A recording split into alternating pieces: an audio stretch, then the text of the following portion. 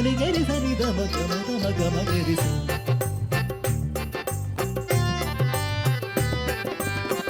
താങ്കടത്ത് താത്തിരിക്കടത്ത് താങ്കടത്ത് താത്തിരിക്കടത്ത് ജിന്നു ജിന്നു ജിന്നു ജിന്നു തക്ക് തക്ക് ദിമ്മി ദിമ്മി തക്ക് ജിന്നു തക്ക് തക്ക് ദിമ്മി ദിമ്മി തക്ക് ജിന്നു തക്ക് തക്ക് ജിന്നു തക്ക് തക്ക് ജിന്നു തക്കിട്ട തക്കിട്ട തക്കിട്ട തക്ക് ജിന്നു കിടക്ക് തരികിടതും കിടക്ക് തരികിടതും കിടക്ക് തരികിടതും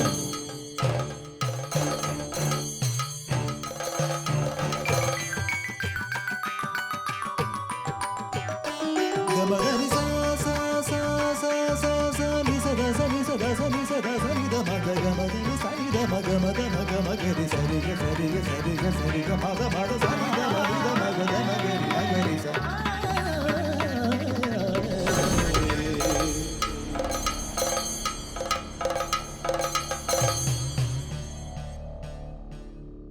എല്ലാ മാന്യ പ്രേക്ഷകർക്കും പൈതൃകത്തിലേക്കും ഒപ്പം ദൈവദാസനായ ദാവീദിൻ്റെ 6ാം അംഗത്തിലേക്കും സ്വാഗതം. കഥയുടെ സാരാംശവുമായി നമ്മോടൊപ്പം ജോസഫച്ചനുണ്ട്. നമുക്ക് അദ്ദേഹത്തെ ശ്രവിക്കാം. പൈതൃകത്തിൽ മഹാനായ ദാവീദ് ചക്രവർത്തിയുടെ നാടകീയമായ ജീവിതത്തെ ചവിട്ടുനാടകത്തോടെയുള്ള ആവിഷ്കാരമാണ് നമ്മൾ കണ്ടുകൊണ്ടിരിക്കുന്നത്. അതിലെ 6ാം അംഗമാണ് ഇന്ന് നമ്മൾ കാണാൻ പോകുന്നത്. ഈ 6ാം അംഗത്തിലെ ചവിട്ടുനാടകത്തിൻ്റെ മുഖമുദ്രയാണ് യുദ്ധം എന്ന് പറയുന്നത്.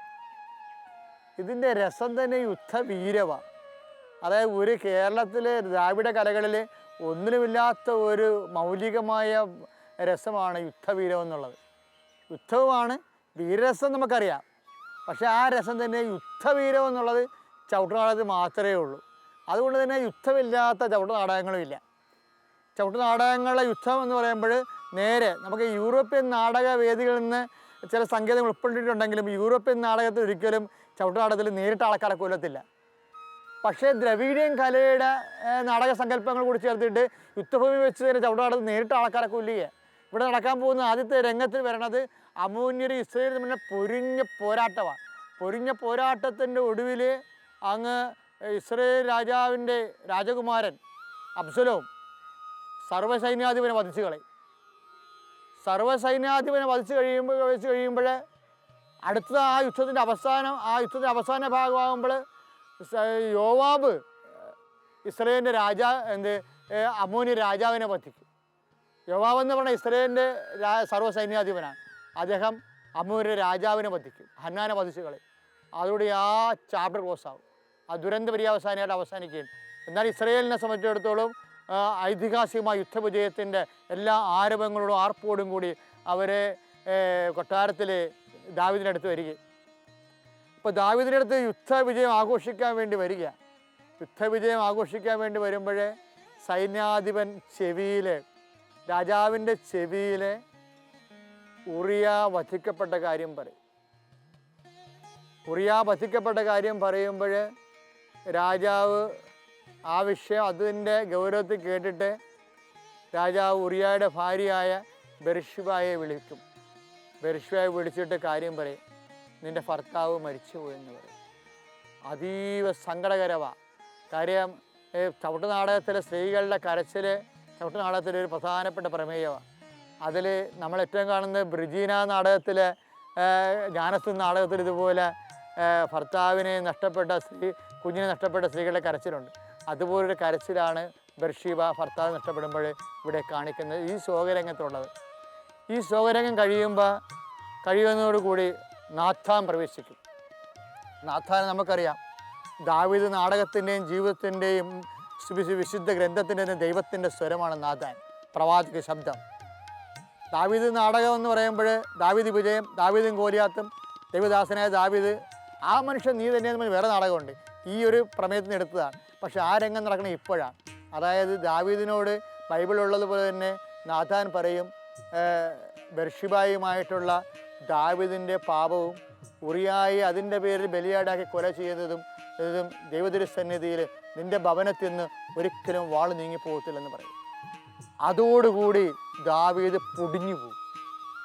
കാര്യം ദാവീദ് ഒരു പ്രത്യേക പ്രലോഭനത്തിൻ്റെ അവസ്ഥയിൽ കാട്ടിക്കൂട്ടിയ വെപ്രാളങ്ങളിൽ ഒരു ജീവിതം പൊരിഞ്ഞു, വലിയ ഒരു കുടുംബജീവൻ തകർത്തു. ഇവനൊരു മൃഗമായി, മനുഷ്യമൃഗമായി നിൽക്കുകയാണ്. പക്ഷെ അവൻ്റെ നേരെ ദൈവത്തിൻ്റെ പ്രവാചക ശബ്ദം ശബ്ദം ഉയരുമ്പോൾ ഈ മനുഷ്യന് മാനസാന്തരം ഉണ്ടാകും. കാര്യം ദൈവസ്നേഹമുള്ളൊരു മനുഷ്യനാണ് അവൻ. അതുകൊണ്ട് അവന് മാനസാന്തരം ഉണ്ടാകണം. അന്നാണ് ദാവീദ് സങ്കീർത്തനം എഴുതുന്നത്. പക്ഷേ അതിനുശേഷം ദാവീദിനോട് ദാവീദ് ചോദിക്കും, ഞാൻ ഈ പിഴ ദൈവം എന്നോട് ക്ഷമിക്കാൻ ഞാൻ മാനുഷ്യമായിട്ട് എന്ത് ചെയ്യണമെന്ന് ചോദിക്കുമ്പോൾ നാഥാനാണ് പറഞ്ഞു കൊടുക്കുന്നത്, അവൻ്റെ ഭാര്യയെ നീ വിധവയാക്കിയില്ലേ, അതുകൊണ്ട് നീ അവളെ വിവാഹം കഴിക്കണമെന്നത്. അത് തൽക്കാലമുള്ള പരിഹാരം പോലെയാണ് പറയണത്. ഒരു സ്ത്രീ അന്യാധീനപ്പെട്ട് പോകാതിരിക്കാൻ വേണ്ടിയുള്ള പരിഹാരമാണ്. അങ്ങനെ നാഥാൻ്റെ വാക്ക് കേട്ടാണ് ദാവീദ് ബത്ശേബയെ വിവാഹം കഴിക്കണത്. പക്ഷെ അതോടുകൂടി രംഗങ്ങൾ ആകപ്പാടെ മാറി. കാര്യം ബത്ശേബ വിവാഹം കഴിഞ്ഞ് ബത്ശേബ ദാവീദിൻ്റെ കുഞ്ഞെ ഗർഭം ധരിച്ചിരിക്കുകയും ബത്ശേബയെ രാജാവ് ഭാര്യയാക്കുകയും ചെയ്യുമ്പോൾ കിരീടാവകാശിയായ അബ്സലോമിന് ഭീഷണിയായിട്ടാണ് ഇനി ബത്ശേബയുടെ വയറ്റിലുള്ള കുഞ്ഞ് ജനിക്കാൻ പോകുന്നത്. അബ്സലോം മനസ്സിലാക്കുമ്പോൾ ദാവീദ് തന്നോടുള്ള നേരത്തെയുള്ള ചില കുടുംബപരമായിട്ടുള്ള ഉള്ളിലുള്ള ഉൾപ്പോരുകൾ കാരണം ദാവീദിൻ്റെ ഒരു സ്നേഹം പിടിച്ചു പറ്റാൻ അബ്സലോമിന് വിശ്വപറ്റാൻ ദാവീദിനെ കഴിഞ്ഞിട്ടില്ല എന്നുള്ള സത്യമാണ്. ഈ ഒരു കാര്യം വരുമ്പോൾ ഇനിയിപ്പോൾ വേറെ കിരീടാവകാശം വരാൻ പോകുമ്പോൾ അത് അബ്സലോമിനെതിരെയുള്ള ഒരു ത്രെട്ടണിങ്ങാണ്, ഭീഷണിയാണ്. അതുകൊണ്ട് അബ്സലോം മന്ത്രിയുടെ ഉപദേശം സ്വീകരിച്ചിട്ട് അബ്സലോം ഒരു പരിപാടി ചെയ്യും. അതായത് ഇസ്രയേലിൽ ഹെബ്രോണിൻ്റെ ഭാഗത്ത് സ്വയം പ്രഖ്യാപിത രാജാവാകും. സ്വയം പ്രഖ്യാപിത രാജാവ് ഞെട്ടിപ്പിക്കുന്ന സംഭവമാണ്. കാര്യം ദാവീദ് സ്വപ്നത്തിൽ പോലും വിചാരിച്ചില്ല. സത്യം അബ്സലോമിന് രാജ്യത്വം കൊടുക്കത്തില്ലെന്ന, അവനെ രാജാവിൻ്റെ പിൻഗാമിയാക്കത്തില്ല ഒന്നും ദാവീദ് പറഞ്ഞിട്ടില്ല.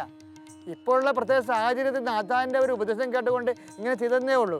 പക്ഷേ രാജ്യത്തിനകത്ത് തന്നെ വിഘടനവാദം ഉയർത്തിക്കൊണ്ട് ഒരു ബദൽ രാജാവ് വരുമ്പോൾ പിന്നെ ദാവീദ് എങ്ങനെ ജീവിക്കും? അതോടുകൂടി അബ്സലോമിൻ്റെ കുബുദ്ധികൾ ഇങ്ങനെ 1 by 1 ആയിട്ട് പറഞ്ഞു കൊടുക്കുക. അതായത് ദാവീദിനെ മനസ്സിടിക്കാൻ വേണ്ടി അബ്സലോമിനെ മന്ത്രിമാരും മറ്റു അഖിതോഫേലിനെ പോലുള്ള ഉപദേശകരും ഉപദേശിച്ചിട്ട് രാജ്യത്തിൻ്റെ യുദ്ധം ഉണ്ടാക്കുന്നത് അബ്സലോമാണ്. യുദ്ധം ഉണ്ടാക്കുന്നത് അബ്സലോം ഏകപക്ഷീയമായിട്ട് ഹെബ്രോൺ രാജാവായിട്ട് പ്രഖ്യാപിച്ചിട്ട് സൈന്യാധിപൻ വിളിച്ചു കൂട്ടും. സൈന്യാധിപൻ ഹൂഷായിയാണ്. സൈന്യാധിപൻ ഹൂഷായെ വിളിച്ചു കൂട്ടിയിട്ട് ഇസ്രായേലിനെതിരെ ദാവീദിനെതിരെ യുദ്ധം പ്രഖ്യാപിക്കാനുള്ള സർവ്വ സന്നാഹങ്ങളും സംഘടിപ്പിക്കുന്നതോടു കൂടിയാണ് ഈ രംഗം സമാപിക്കുന്നത്.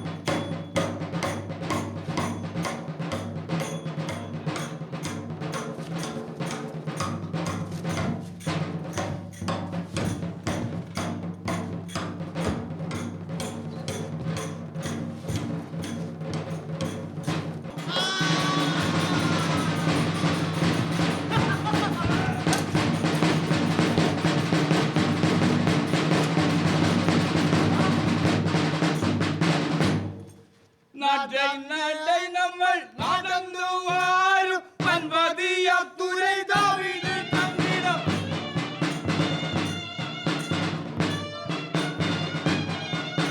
சென்று செதி அறிந்த நம்மள் சித்திர மண்டகை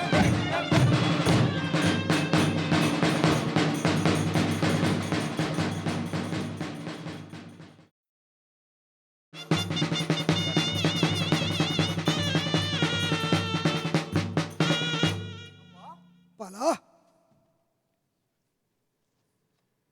மன்னா, அங்கே படைக்களத்தில் படை நடக்கும் போது நமது படத்தலைவன் ஹூரியா ஆமோனிய கரவாளினாலே இழந்து விட்டோம் மன்னா.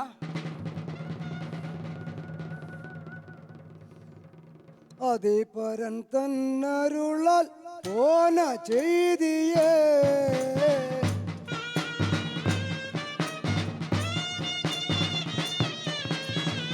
வெற்றியுடன் முடிந்ததால் சோஸ்திரம் செய்வே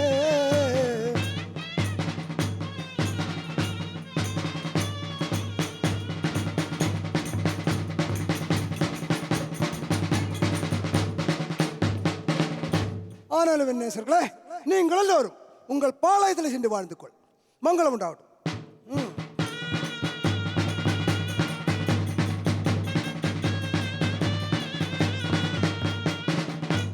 ஏதாவது மரண வார்த்தை பெத்சபை அறிக்கத்தன் வேண்டும்.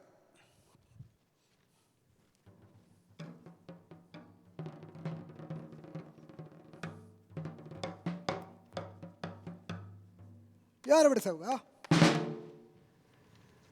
நீ சென்று நமது இறைந்து உன பணத்தலைவன் மனைவி பெத்சபாயிடம் கொடுத்து வாருங்கள்.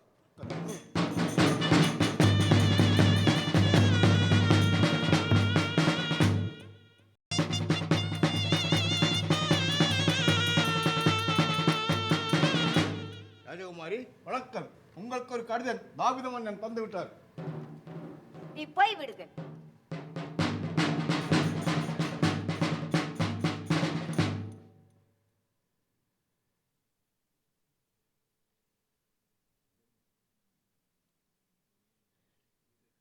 கடைவா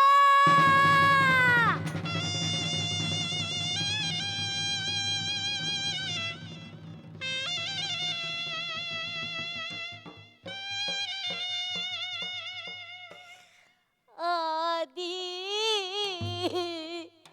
தீரி வாடி வேதித்யாயே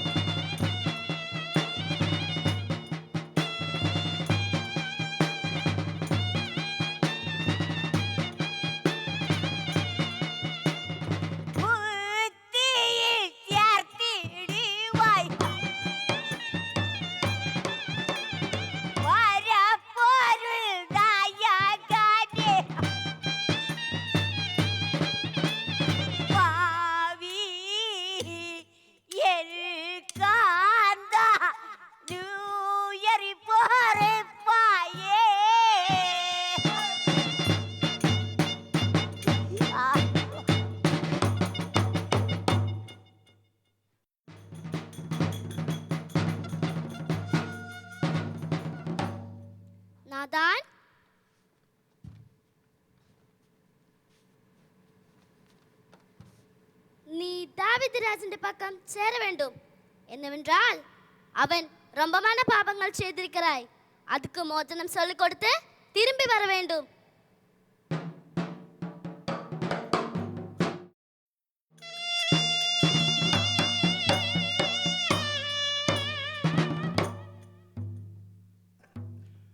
ஆதிபரன் மொழியை கேட்டு இளமுடனே நானும் தாவீதன் அரமனையில் செய்திகள் அறியிக்க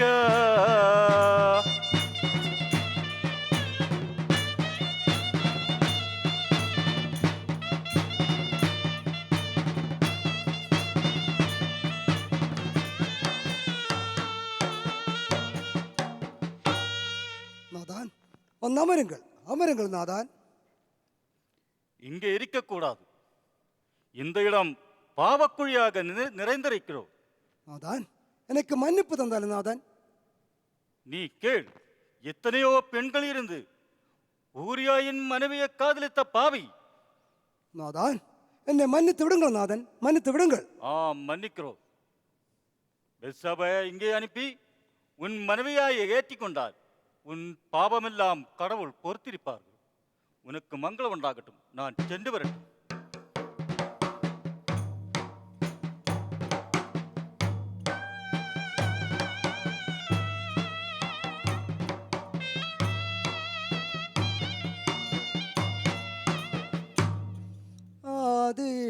ஆதிநாத நாகுமெந்தன்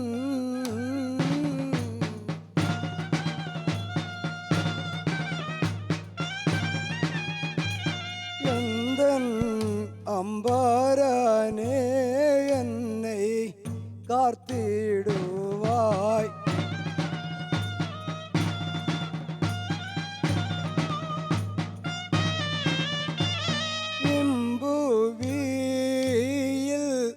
நான் செய்திடும்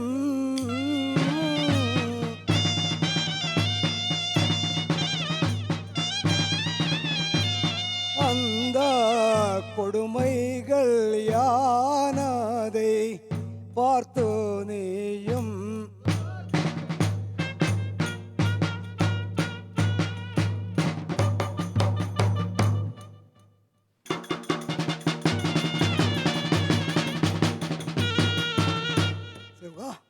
നീ ചെന്ന് നമുക്ക് ബത്ശബായി അതിശീഘ്രം കൂട്ടി വരിക.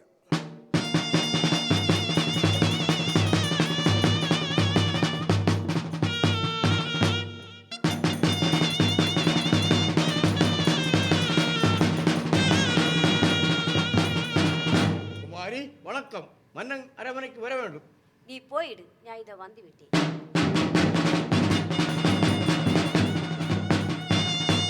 புல்பாதி என்னை ஆலைப்பதற்கு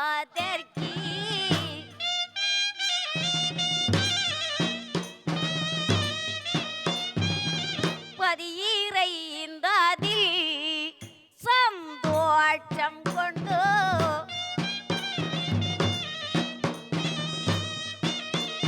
பூபதி விரவுடன் தூதரிடம் அதில் தூதரிப்பி விட்ட வகைதறிந்திட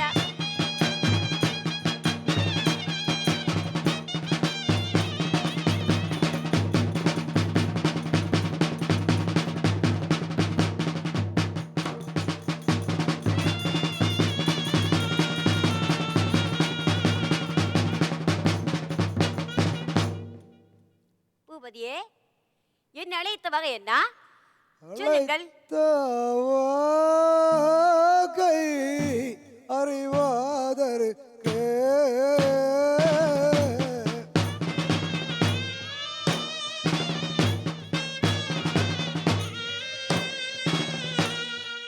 இடம் ஆசாயுற்றோடி வந்த கண்மணியே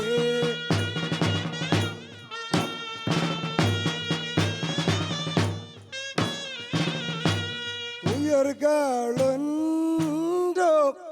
நினைந்திடேண்ட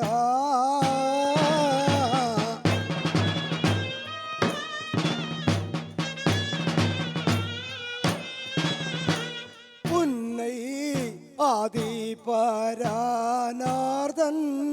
கார்த்திடுபோம் கார்த்திடி என்று உரைத்தா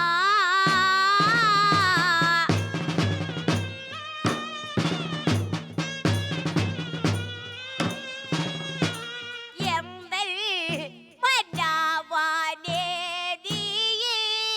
சொல்ல கேளாய்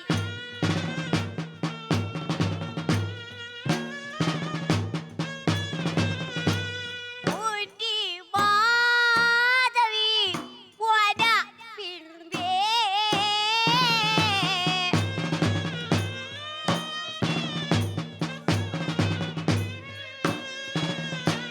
பின்பி என்னாயி பாடி நீ சொல்லிடுவாய்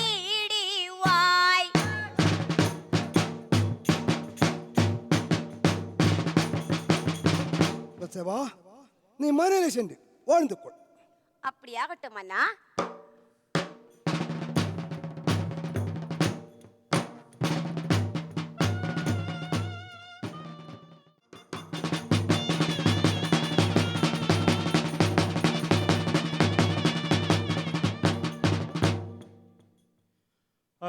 அன்பேழும் தூரை குமாரா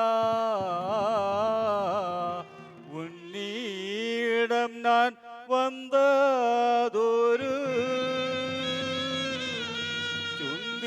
சுந்தீரமான வார்த்தை பேசிடவே இங்கு வந்தோ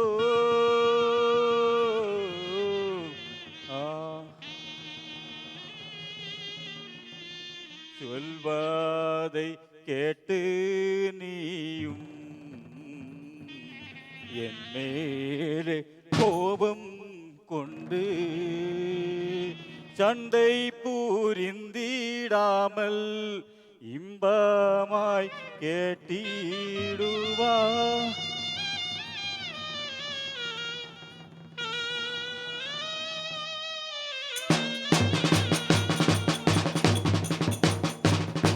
மந்திரே, நீ இங்கு வந்த செய்தி என்ன இருந்தாலும் என்னிடமே சொல், நான் தெரியட்டும்.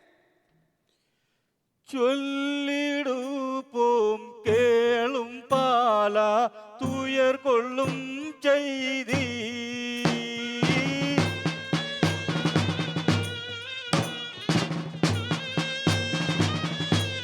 நீயும் கேட்ட பின்பு உன் மனதில் கோபம் கொள்ளாதே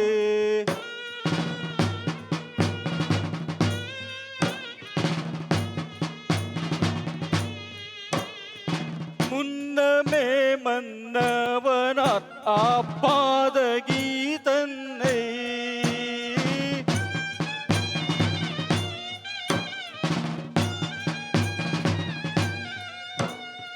மனை தண்ணீலே கூட்டி வர தூது விட்டேனோ மனை தண்ணீலே கூட்டி வர காரணம் ஏதோ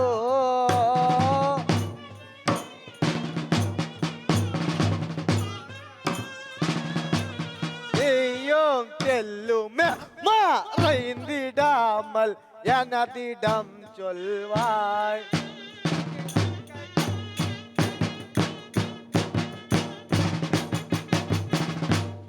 அருமை மீகும் எனது பாலா இந்தாயி கொடும் சாதியை நிறுத்திடவே வேணும் என்றால் ஒரு பாதை நான் உரைப்பேன்.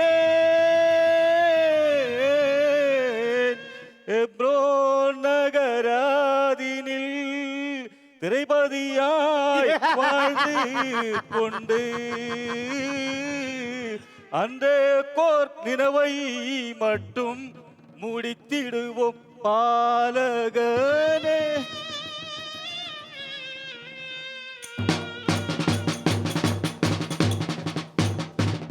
மந்திரே நடக்கட்டும் வாழ்மை, அதுக்கு வேண்டுமான படையோர்களை சேகரித்து வாருங்கள். இப்பொழுது வருகிறேன்.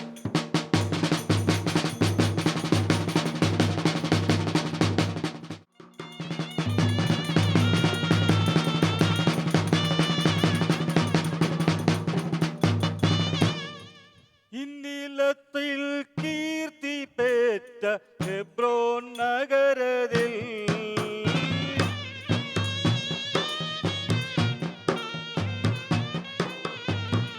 மன்னனாக வாழ்ந்திருப்பார் முடிய ஏற்றுவாய்.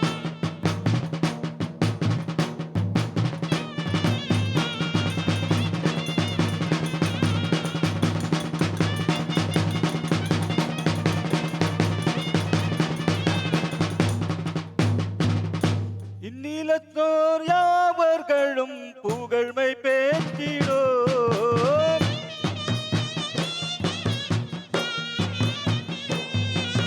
தங்கரத்ன செங்கோல் தனையே ஏந்திடுவாயே.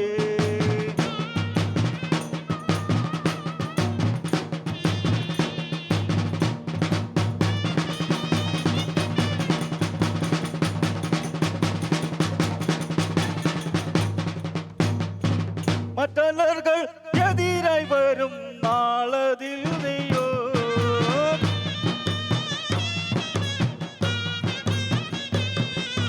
வெட்டியவர் சிரமெடுக்க தங்கவாரே.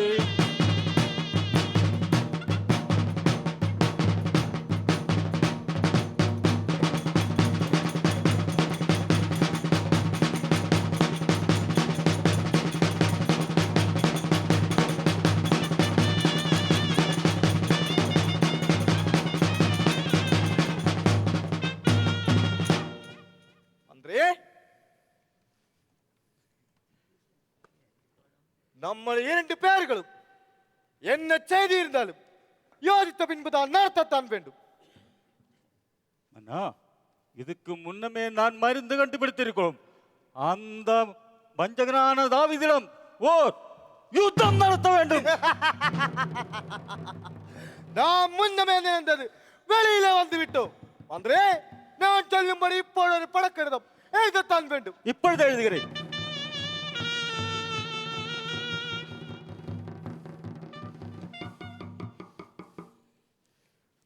பாரு தன்னில் புகழ் கீர்த்தி ஆகவே இஸ்ராயேல் நகரத்தை ஆண்டிரிக்கோ.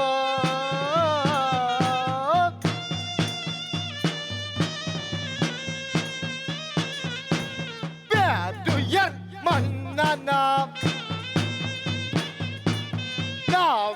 துரைப்பது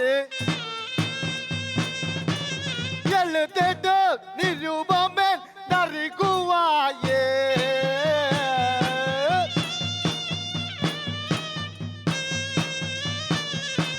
மன்னவ நானோன்னு நகர்பதி வீரனோ ராட்சச வீரனானோ.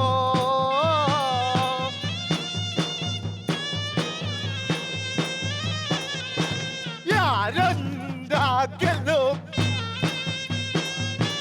நீ வந்த நாதிடம் படை புரிந்து வெற்றியடைவா.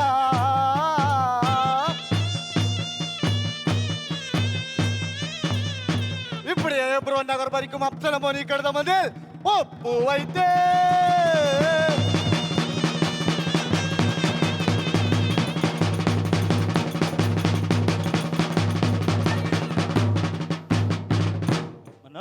இதோ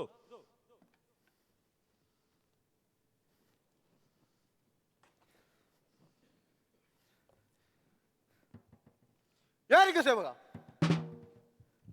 நீ சென்ற இந்த காகிதம் இஸ்ரேல் நகர் வரைக்கும் தாவீதரசனிடம் கொடுத்து வாருங்கள்.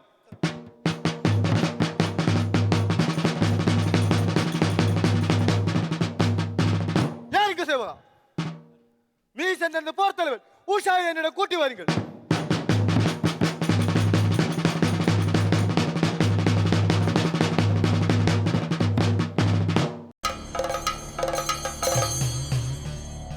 വർണ്ണശബളമായ ഈ കലാരൂപത്തെ നിങ്ങളേവരും ഇഷ്ടപ്പെട്ടു എന്ന് കരുതട്ടെ. ദൈവദാസനായ ദാവീദിൻ്റെ അപദാനങ്ങളുമായി അടുത്ത ആഴ്ച കാണുവരേക്കും എല്ലാവർക്കും നന്ദി, നമസ്കാരം.